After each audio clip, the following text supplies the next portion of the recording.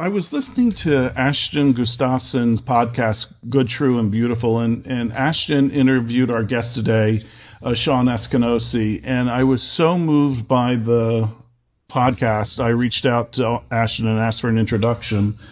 And Shawn was out in the Philippines doing his work, and he came back and said yes. So I'm very happy to have on today Shawn Askinosie. Hey, Shawn. Hey, thank you. Thank you for having me. And quite an honor, your 3rd year anniversary. Yeah, well, when our listeners hear your message, I think they'll feel that I'm honored and they are honored to hear this message, Shawn. So I get a lot of people coming up to me who are frustrated that they want more meaning in their life. They want more meaning in their work. They just know something's not right and it could be a more satisfying existence. And they're getting frustrated with work. And I can't tell you how many times I've heard that. And one of the quotes that I like in your book, Shawn, was when you were talking about your definition of what growth means.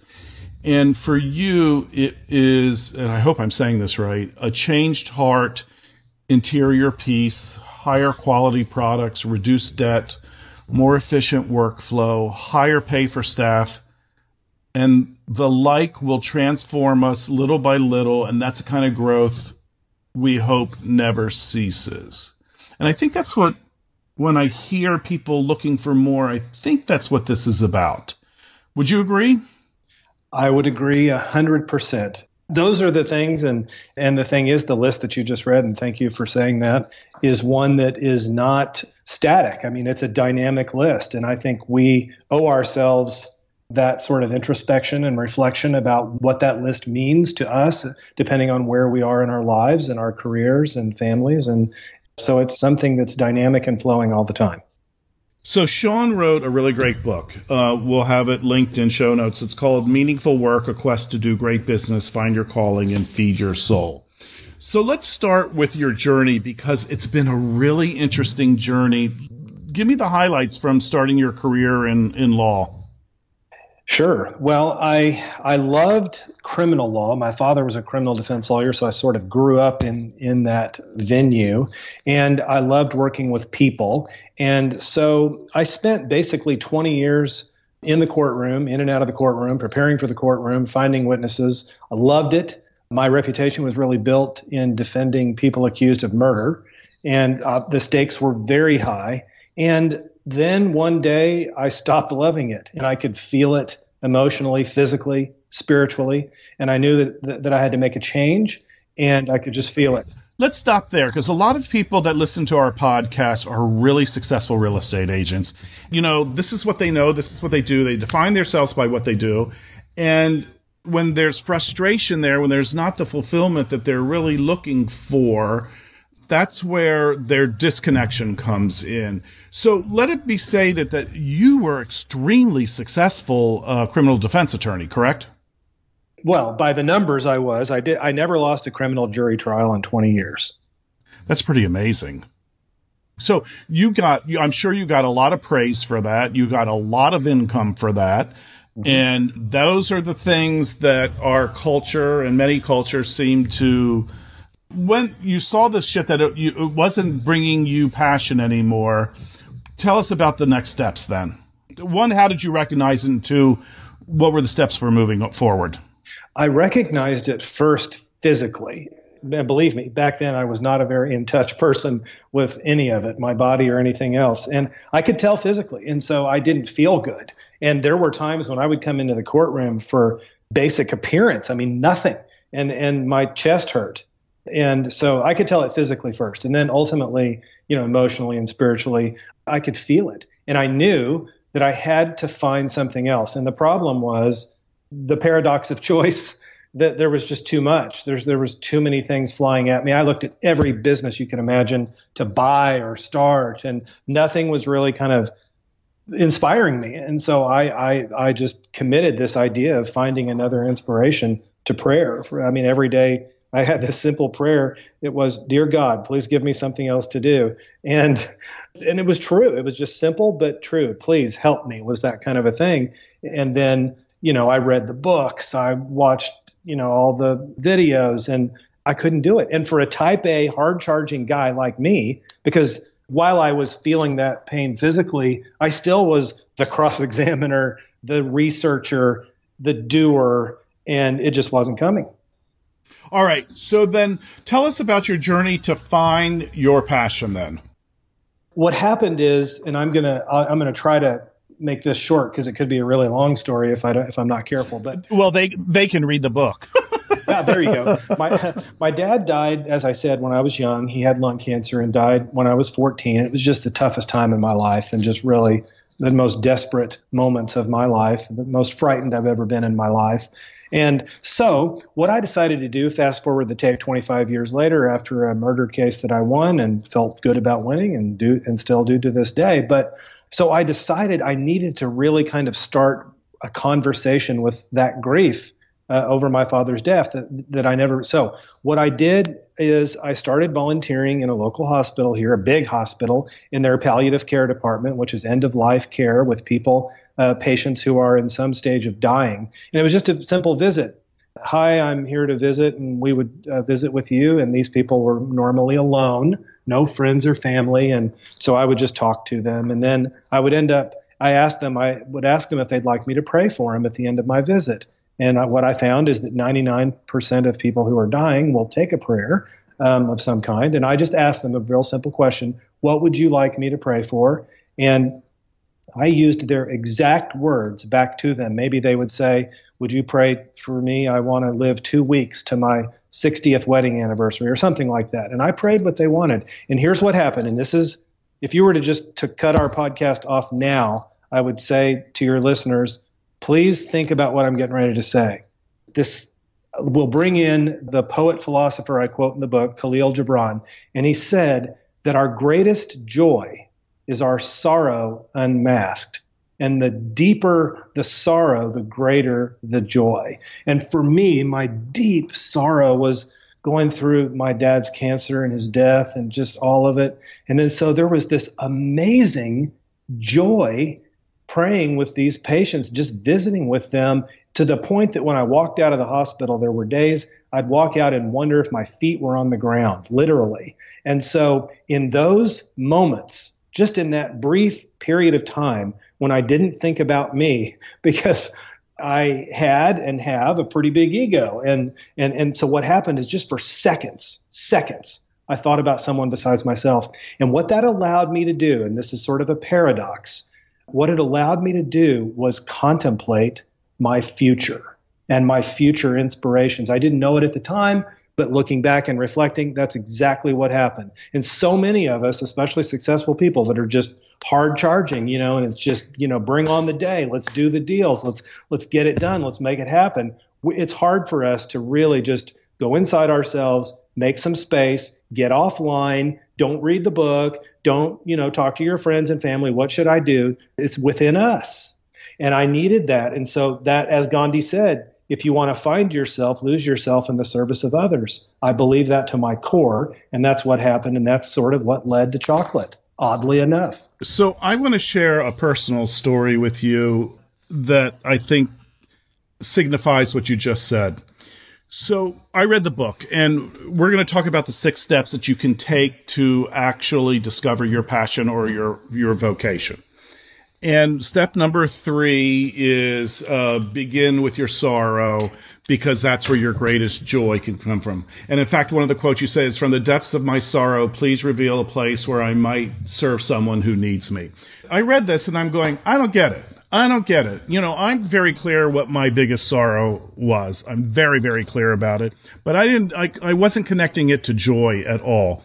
And my biggest sorrows, my parents killed themselves 20 years apart. One, when I was in college at Springfield, my mom killed herself when I was in college at Springfield, Missouri. And then 20 years later, my dad did the same thing. Yeah. So that you can imagine that causes a lot of stuff, a lot of challenges, a lot of pain, and a lot of sorrow.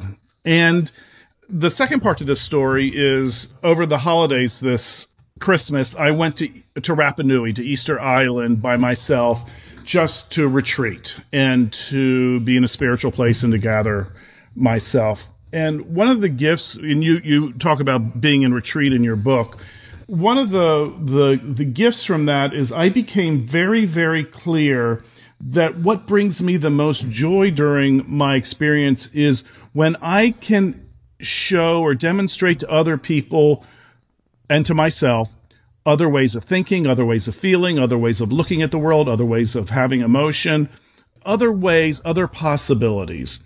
And so I'm going through your book and I'm trying to relate my joy to my biggest sorrow. Then all of a sudden I said, it hit me like a rock. I had to stop reading the book. I had to go up and go cry for a little while. It made me realize that, oh my God, if that joy comes out, if I'd been able to show my mother and my father a different way of feeling or a different way of thinking, that's where that transformational aspect that brings me so much joy is generating out of the pain that came from the two of them. And I had never been able to name that before, Shawn, until I read your book. So thank you big time for helping me name that. Wow. Well, I'm deeply thankful that you would share that story with me, and so happy that you're able to connect those things. And no wonder you're who you are.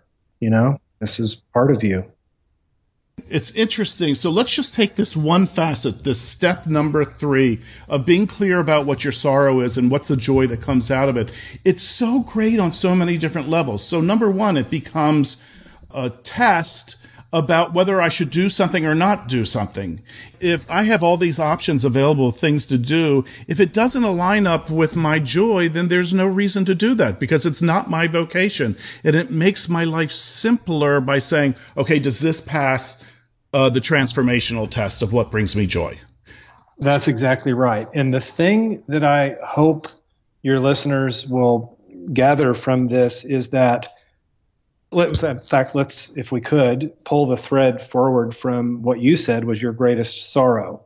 And the fact what you said is the perfect example, I think, highlighting the point I want to make, which is you were both able to understand the sorrow and you were aware of that sorrow in your life. Many people can't even find their point of sorrow, their point of brokenheartedness. So your broken heart, your sorrow, then you connected to what you're doing now. You are not saying, and you and I are together not saying to your listeners, if you find your sorrow, then your ultimate vocation will be working within that sorrow. For instance, you didn't decide, well, I'm going to quit the real estate business and I'm going to work with people who are considering death by suicide, or I'm going to work with families who have been left behind after someone has taken their own life. No, that's not what we're talking about. It's possible. Yes, it's possible.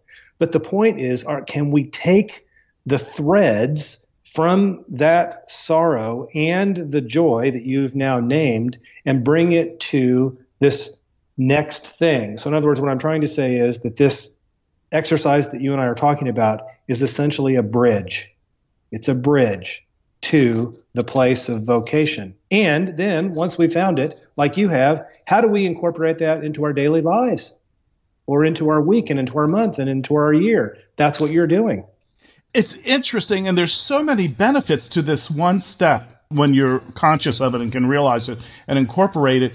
So, like, for instance, I have a coaching certification, but I don't like to coach real estate brokers about real estate. I'm really, really not interested in that at all. But if a real estate broker comes to me and they want to transform their life in the way they think, then I jump at it because that has real meaning to me, and that process brings me joy. So that's one of the positives. And the other positives is one of the things that I love more than anything else is this podcast.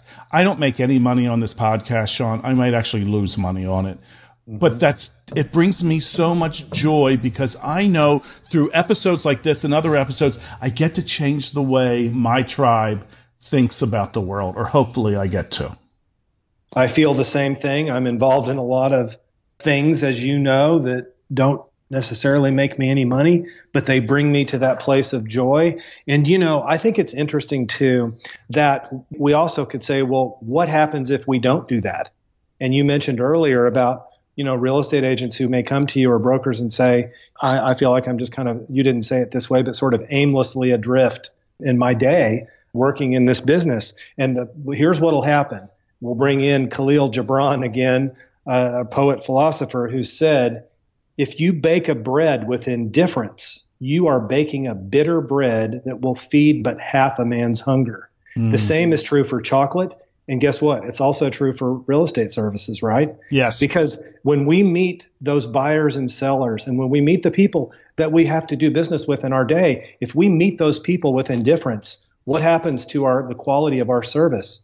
It becomes bitter, just like the bread. And so that's why the people who come to you and the people who listen to your advice, it's important. It's important. It's very important because they have the opportunity to recognize, hey, I'm baking this bread with indifference. I'm meeting my clients in this real estate business with indifference. So what can I do? What can I do to sort of reset and find these paths where I can have joy in my life, and in so doing, give other people joy and give them a kind heart throughout the day? This is really, really powerful stuff.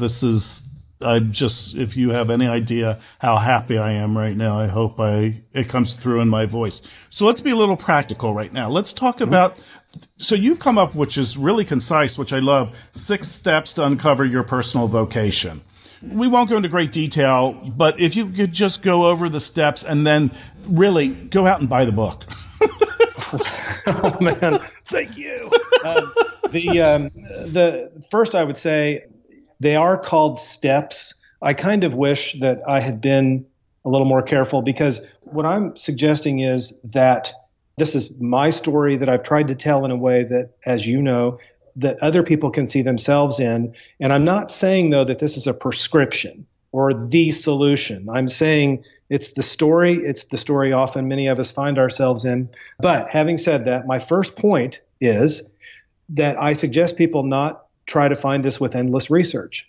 It's one of those things that the more desperate we become in the Google search box, the more depressed we get over not being able to find it. And I tell people, step away from the Google search engine. And I was at Google speaking 3 weeks ago, and I said the same thing. And I was kind of intimidated to say it at Google, but they took it really well and they understood what I'm trying to say. And the second thing is, and this is, again, a very practical thing. As you're trying to find your personal vocation, inventory your talents, your passion, and what the world needs.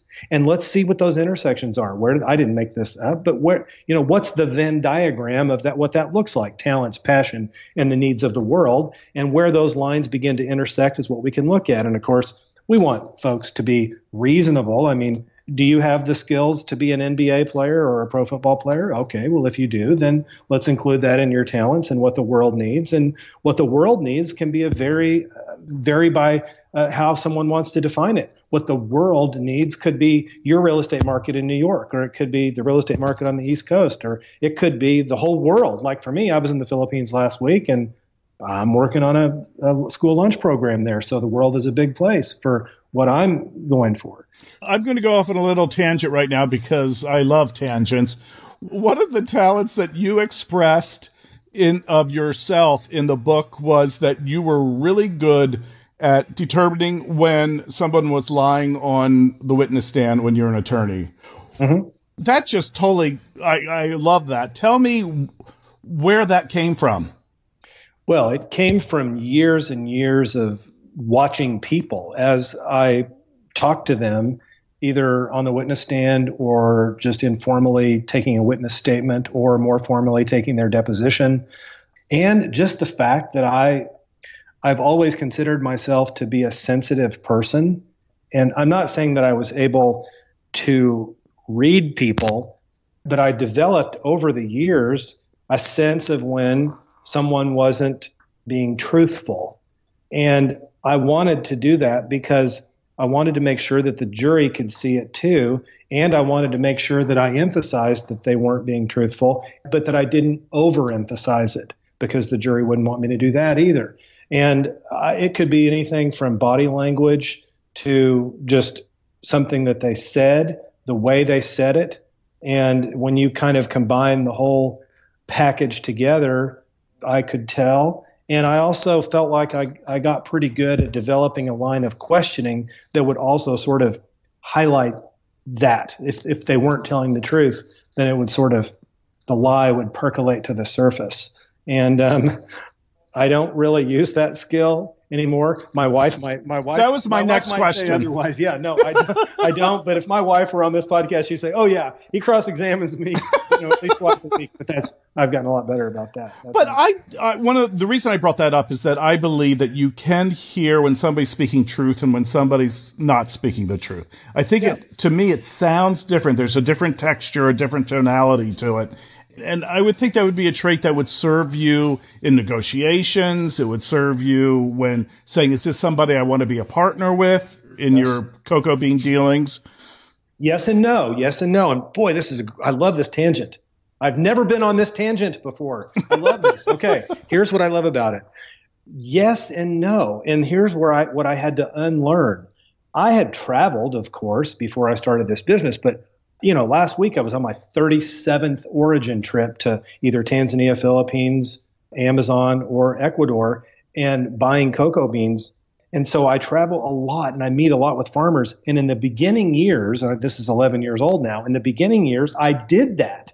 I did what you're saying. And I learned that I can't do that, let's say, in a really remote village in Tanzania, even though I was getting translated into Swahili. And the reason is because I was inappropriately applying a cultural, even American norm to that situation. And I made big mistakes, because I thought, hey, I'm the big understander of when somebody's telling the truth or not. And I, made mistakes. So I've had to unlearn some of that when I travel. And even in some cases in Europe, I've made that mistake because I am not as culturally adept, let's say in the Amazon as I would be in St. Louis. So that's, important to me anyway. That makes perfect sense. We haven't even discussed, so maybe this is a good time before we finish the 6 sort of pseudo steps, is tell everybody what you're doing now with your life, since we've sort of mentioned cocoa beans. I don't think we brought that up at all. Oh yeah, that. So I have a chocolate business. Golly, we're already, 30 minutes in and I haven't. By the way, it's not just a chocolate business. I mean, I'm a chocoholic, and it is some of the best chocolate I've ever had. It's just phenomenal. And I have questions. When we get off the podcast, I have questions to you about that later on, but I'm not going to bore everybody with this. Sure. Well, it's a bean to bar chocolate factory in Springfield, Missouri, and we have 16 employees full-time, including me, and kind of a family business.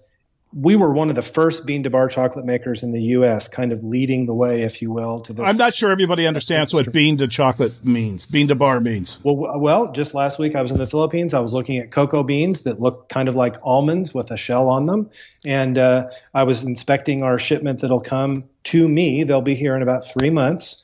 And then we put them in our warehouse and we roast those beans. And then we grind them together with organic sugar and make chocolate. So we turn those beans into really nice dark chocolate bars, and we also make white chocolate, and we make some other products, and then we sell it around the U.S. in stores and online. I just did my second order recently, and I try new bars every time to see what my favorites are. So I'm hooked. All right, so let's get back to the steps. So we talked about step number 2. Step number 3 is about begin with your sorrow. Is there anything more you want to say on that? No, we've talked about that. And I think in step 4, and this is important, is when you identify the sorrow and you want to begin to really explore it, my point is to serve selflessly.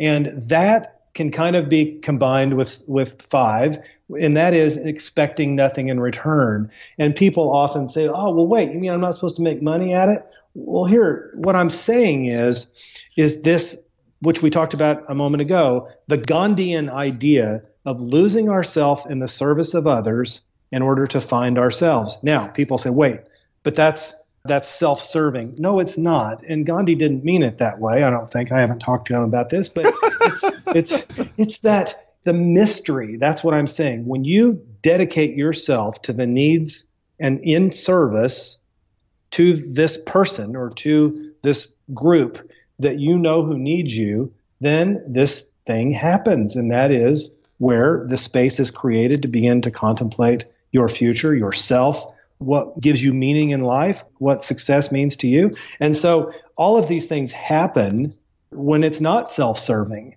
when you're serving. And when I tell people, I say, and I'm not talking about joining a board of directors or starting a nonprofit. What I'm saying is, and again, if people say, I don't have any time anymore to listen to this podcast and you're going to end here, here's what I would say to you. Please, please serve someone who needs you now. And I know that everybody can think of at least one person who really needs them now. And I say, just roll up your sleeves and start. And don't expect anything. Serve somebody, and these mysteries are unlocked for you, paradoxically. So step 6, and this is where the magic happens, if you will. And again, it's not in a book. It's not online. And people say, well, wait, aren't you trying to sell your book? Yeah, I want you to buy my book, but I want you to put it down. Well, just as you mentioned, put it down and begin and ponder these things in the book. Maybe you'll only read through chapter 1 or 2. Put it away. Go do some of these things. And so what happens is, in this step 6 idea, is that especially for us, we're hard chargers. We're doing things. We're active. And so we need space. And space is a rare, really rare commodity these days. Why? Because we're inundated. We're inundated with information. We're overwhelmed with information. And we need space more now than ever. And yes, you can find that in a yoga class, and you can find it on retreat. There's so many places you can find it. But here's the thing. What I'm saying is, you will find space when you serve someone who really needs you, and you dedicate yourself to that person or people, not expecting anything in return. Amen. I'll give you a big amen on that one, Shawn. So let's take this. So we're talking about how to find your vocation, how to find your passion. How do then you integrate that into your work? So you could be general about this, or you could be very specific in how that resulted with you opening up a bean to chocolate bar business. There are a couple of ways. And so if we take my way, for example, as an entrepreneur starting a business from scratch, or if you're an entrepreneur and listening and you're thinking, well, I'm the CEO or founder, and how do we do this? The idea is, so in this case, the vocation or calling of the business is not going to be too far afield from the vocation and calling of the person, of the entrepreneur, the CEO, or the leader. What I encourage people to do is, there are some things, steps, contemplations, exercises in the book that you can do with your team.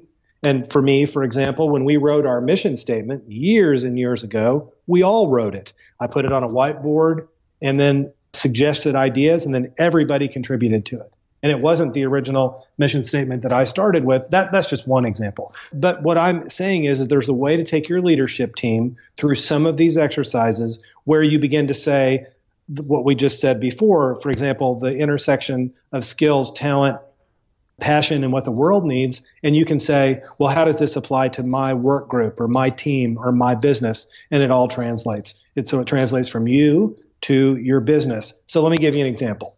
In my business, I would say one of the things that I didn't make this up, but I stole it from a beer guy, and that is, it's not about the chocolate, it's about the chocolate. I say that over and over. And what I mean by that is, this company, my company, it's not about the chocolate. It's about the fact that we're feeding 1,000 kids a day between Tanzania and the Philippines, and giving kids school lunches in these places where I buy cocoa beans, all sustainably with no donations. Or that I've profit shared with farmers all over the world since day one of opening our business. Or that I translate our financial statements into their language so they can see transparently how we calculate their profit share. Or that I take local students as a part of our Chocolate University program to Tanzania to meet cocoa farmers every other year, and we provide the scholarship money for that to happen and pay for those kids to go. That doesn't have anything to do with chocolate. It's got to do with me serving the people in my neighborhood, the kids in my neighborhood, or other businesses on my street. Doesn't have to do with chocolate. We're feeding kids school lunches, but it does have to do with chocolate. It has everything to do with chocolate. So it's this idea of weaving together, almost kind of macrame, for those of your listeners who grew up in the 70s and know what that means. But and so it's like we're macrameing together these notions of what it seems like it's not about, but yet it is about. And if we had another hour, we could talk about this just how it only applies to the real estate business. There are tons of applications. So, but for me, what I would say is, well, what are the things for me? I want to make great chocolate, because if I don't make great tasting chocolate, then I can't do the other parts of the vocation. I can't do the other things. I don't want people to buy my chocolate because they love the story and they love the fact that we're feeding kids or sharing with farmers. I want them to buy it because they love it. You know, like you were saying before, you love the flavor. And so we are laser focused on that. But in so doing, I have two vocations mainly that I work on, which is farmers and students. Farmers and students. And those are part of almost everything we do. It's part of what we do during the day. It's part of how we outreach into communities. And we want to inspire students that small business is a force for good and that there's a world beyond Springfield, Missouri. And we want to make farmers essentially a part of our business. Those all come from places deep within me, and now I share with my team. Awesome. So can you be specific about how those things that come from deep within you, how is this an expression of your vocation specifically? Okay. If you were going to name your vocation, how is it an expression of that?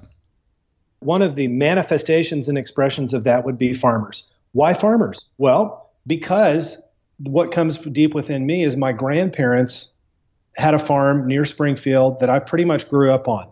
And they were beautiful people. They were wonderful, kind, sweet people who weren't highly educated. They were, if we could say, simple, and they loved their life. And they worked so hard on their farm. And I take such inspiration from them. When I'm with a farmer in Mababu, Tanzania, in a little village, I feel as if I'm with my grandparents. And I'm honoring my grandparents and the lives that they led by how I treat these farmers around the world. That's one. And with students, and I feel an obligation to students in my town and in these places where we buy cocoa beans, because when my dad was sick with cancer, terrible time in my life, my 6th grade teacher, his name was Mr. Elmore, he was kind to me. It wasn't anything fancy. It's just my dad, if my dad was really, really sick, he'd write a little note on my homework paper and just some words of encouragement. He knew what was going on in my house at the time. And his kindness to me is the genesis of what I want to be to students who live in our neighborhood or here in Springfield, is that I want to be Mr. Elmore to these students. That's deep, deep within me, so much so that if you said, Shawn, you can't work with students and farmers anymore, that's not the way it's going to be, then I wouldn't want to do it, because it's an inseparable part of our company, so much so that I believe it affects the quality of the product. And that can be true for anybody's business. What I'm saying is who we are as a company, how we behave and how we treat people is inseparable from the chocolate bar that you buy online and that we ship to you and that you hopefully enjoy. It's inseparable. Shawn, I'm so moved. That's so inspiring. I hope all of our listeners are just really feel how deep, if you just feel into, forget the words, what he said, if you just feel into what he said, I think it's what we're all looking for. So talk to us. There's another portion of this in the book. It's in addition to finding your vocation, it's about chocolate, but it's not about chocolate. That quote that drove me crazy for 3/4 of the book. Literally, I said, not this again. I don't get it. So obviously things I don't get drive me crazy. Can you tell? So the other thing is the striving for excellence, not for perfection, but the striving for excellence and how that relates to everything else you're talking about. The idea is that if you are going to be a business that has the kind of meaning that you and I are talking about, then we have to be careful that we don't lose sight of the product or service that we're selling or providing to people. And that what that means is especially for those of us who are socially minded or whatever, we're thinking, well, people will be okay with the fact that I cut some corners here because of the good work that I'm doing. No. In fact, the excellence of the product or service that we're giving is another manifestation of our vocation. It's like a circle. And I quote this in the book, the monks in Europe who are brewing beer at a Trappist monastery say, we are monks so that we can be brewers. We're not brewers so that we can be monks. And I'm not suggesting that I'm a monk, but what I am saying is I take that one step further. And what I'm saying is my vocation supports my business and my business supports my vocation. So the chocolate bars support what we want to do around the world, and what we do around the world supports our chocolate bars. What I'm saying is if I don't complete that circle one more step, then I'm going to lose sight of the excellence of the quality of the product or service that I'm delivering. And I don't want that to happen because it's all part of the same. And I don't know if that's what you were going for, but that's what I mean by that. It's really good in that a lot of people strive for excellence so they can be the best, or they strive for excellence because they think they'll get more business that way. And both of those things have some truth to them, but there's not a lot of meaning behind it. When you strive for excellence because you're matching your vocation, which is your truest self, then there's no other choice. There's no other choice. And let me give you an example from you. So not only is the chocolate amazing, but your packaging is just spot on. Some of the best packaging. And I want not only whoever your graphic designers are brilliant, but I want to share something that I felt when I got my first package of bars from you. The package it's quite elaborate packaging and beautiful, and it ties into the product. But at the top, there is something that appears to be like a paper punch hole where over one of the sleeves that go over the chocolate bar, and then a twine is individually threaded. A very simple twine is threaded as a closure through the paper punched hole. Now, I've got to tell you, and I want you to tell your packing department, that when I took that twine out, I could feel the love and their intention when they were packing that package. And that was very, very powerful. Well, I'll tell them we're having a meeting in the morning, and there are 4 ladies that have worked for me for years and years and years and years that do that. And I'm going to tell them. And then, so I want our listeners to think about when you're putting together a listing package, how are you imbuing your excellence and your love and your intention fully into the process of creating that package so it comes across to the client or potential client so they know who you are at a soul level? I mean, that's it. I mean, this is okay. So what you said, that string, by the way, comes from the bag of beans. We reuse those bags, and those strings have actually been something as a container for the cocoa beans. And the interior package is a home compostable product called Nature Flex. And so you raised a good point, and that is, does it take that much longer to ask the question that you just asked with respect to a listing package? And the answer is no. And the other answer is that it is so important to think about that as a continuation and as a manifestation of your vocation, because it is. It totally is. And when we forget about it or think that it isn't, then we lose an opportunity to even let something like that. You think, well, wait, that's just mundane. It's just paper. It's just words. It's just pictures or graphics. No, it's not. It's an extension of our true selves. And I'm not being new age by saying that. I believe that. I believe that too, deeply. This is going to be the longest episode we've ever done, but I don't care. This is my episode. So this is for me. If everybody could just be patient, if you have to listen to this in a couple of sittings, please do, because I think this is important work. Chapter 3 in your book just made me laugh, because my dear friend Debbie Yost and I always have this discussion of how much is enough. And, it's just an interesting conversation. Would you mind riffing on how much is enough?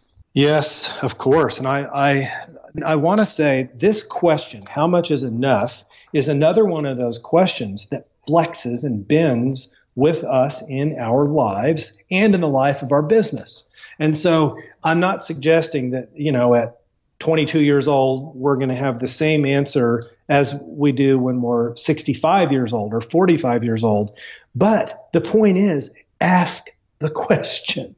And so we need to be asking ourselves this question with our families, or just to ourselves or in our business and with the people who lead our companies and the whole company. And the reason why this is important to ask this question is because if we don't ask it, then it will never be enough.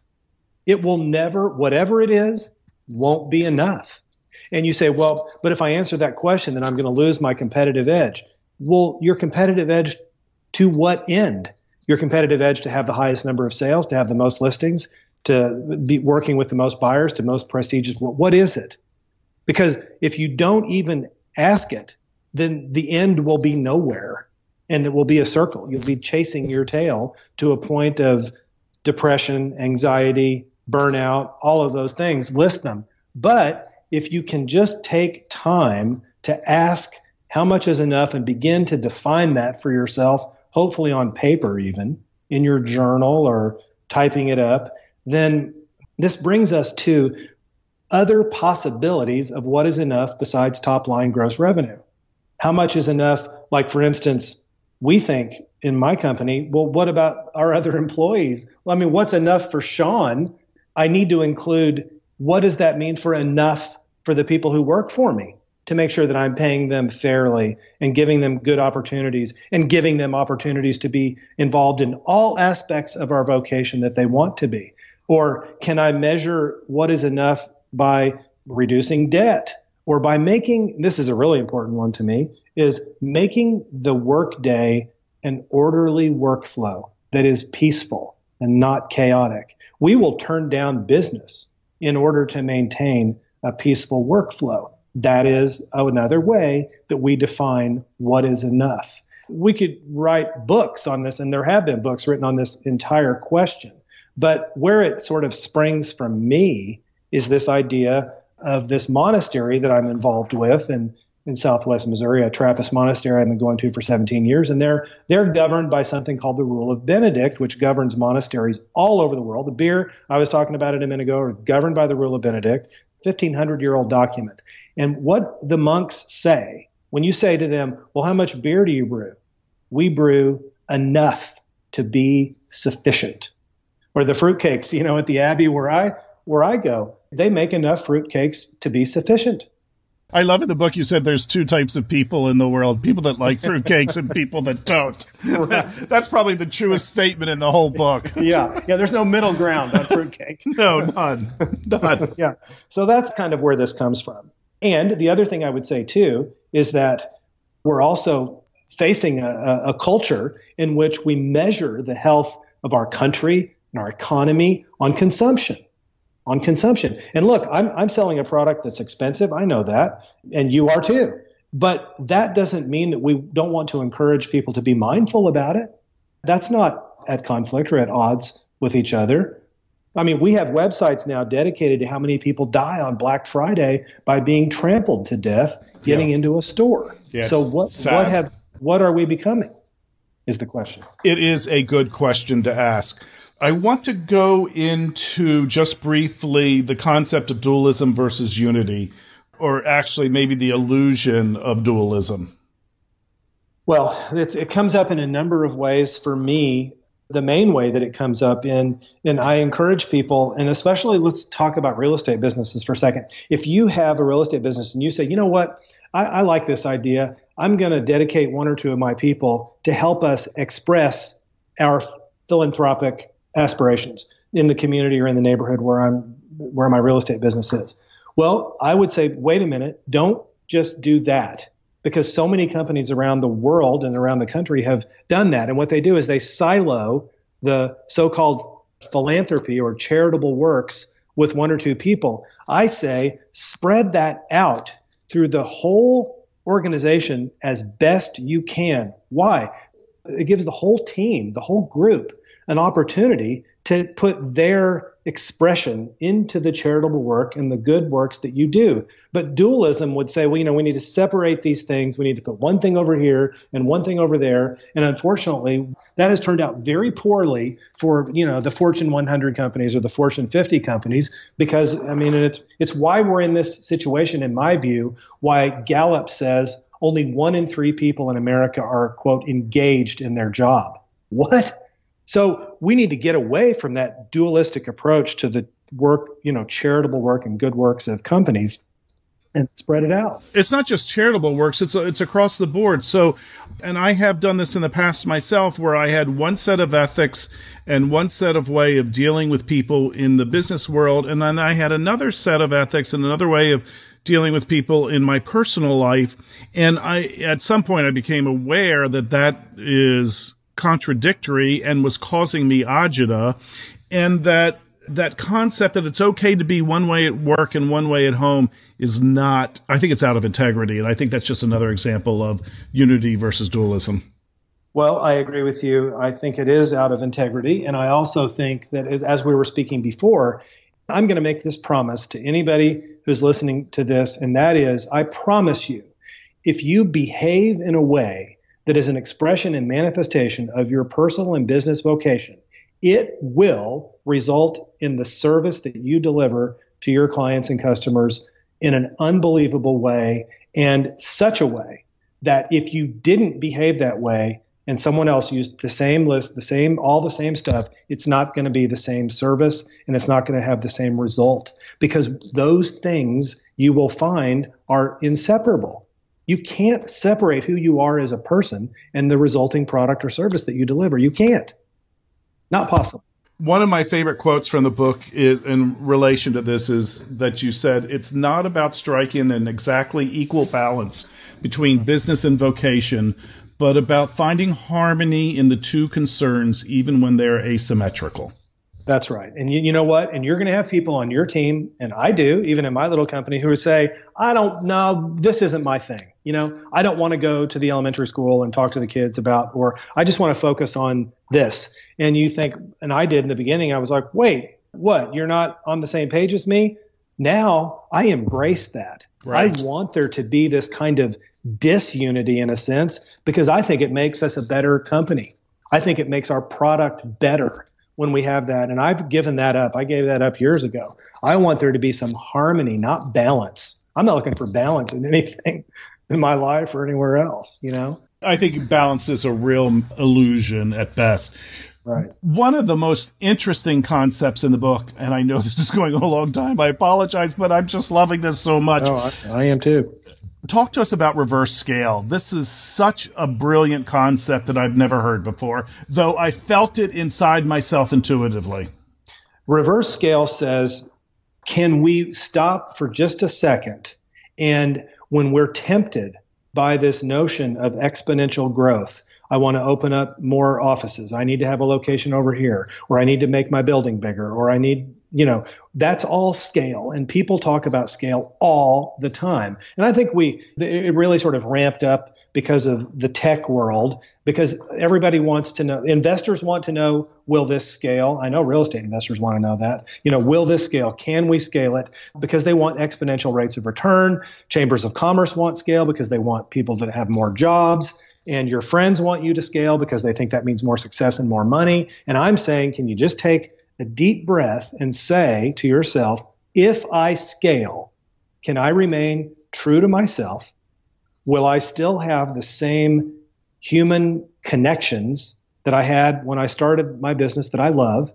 And will I still be able to be true to myself? That's the question. Because my challenge is, and I know this is true for me, the reason I don't scale, and the reason I'm, as we say in the book, and my daughter coined this phrase, which is, I'm not trying to necessarily get bigger, but I'm trying to get better at staying small. And it's not because I just think, oh, well, I don't have the skill set to do it. It's because I know myself that if I scaled up really big, then I would begin delegating tasks that now are the things that are they're my tether, if you will, to my original vocation. Like, I don't want to delegate someone else in my company traveling with the kids to Tanzania, but I would if I had scaled up. I want to keep that.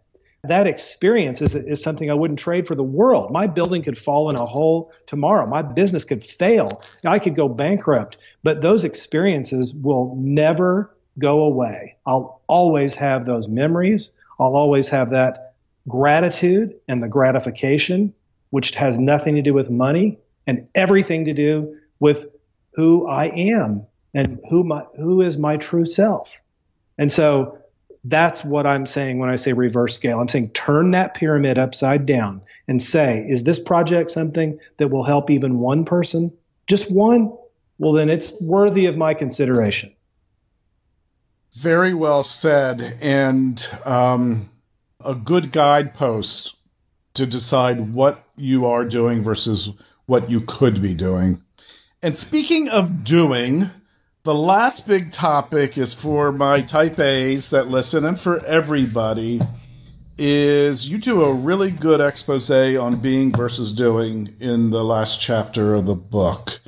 And I was really impressed, especially by is it a Trappist monk that you studied with, you're with a Trappist monk who said to you basically, this is my words. He basically said, Shawn, you're a doer, and every once in a while you insert being. And basically, Shawn, that's not going to crack it here. And if you can switch to being and then do whatever results from being, then join the club. Now that's obviously my version. Talk to us about that. That was hard for you, wasn't it? Very hard. It still is. It's my struggle. And I think a struggle for a lot of business people, entrepreneurs, and people who want to move forward is we move forward by activity and physical activity or mental, emotional activity. And what my spiritual directors were telling me as I was coming up with my rule of life, based loosely on the rule of Benedict, so that I could become a family brother at the monastery, is they're saying, Shawn, what you're doing is you're living a life of doing inserted by being. You need to live a life of being inserted by doing. And I was like, oh, wow. That really, you think I could do that? And I mean, it's transformed the way I look at everything.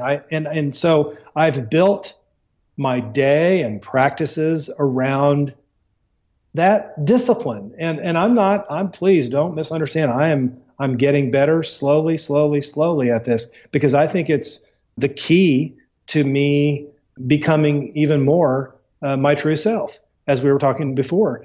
And this is hard. This is very, very hard. So I've built things in my day to get better at this, and I am getting better. And it's something that, especially in today's day, is, as I said, hard for a lot of us. We're sort of distracted by many things that are shiny, everything from Instagram to Facebook, and to just be is hard. Yeah. And on those days where I am, life is just so much more about flow than about being a bull in a china shop. It's amazing the answers and the clarity that can come in when you're being versus doing. Well, exactly. I mean, and again, this goes back to the thing we were speaking of in the very, very beginning, which is, what are we going to do in our lives today to create space for us to consider those things, for us to even consider other people in our lives that we want to love, and other people in our lives that we want to serve, and including ourselves and caring for ourselves, accepting ourselves, loving ourselves. We can't do that if we don't create space. And as you said, if we can't find ourselves in a state of being routinely, regularly, then we will lose that opportunity. Well, I can see one of the reasons you were such an excellent attorney is that you're able to take difficult and complex ideas and make them understandable and accessible in a very easy way. I mean, that's a real great skill set, Shawn. So thank you.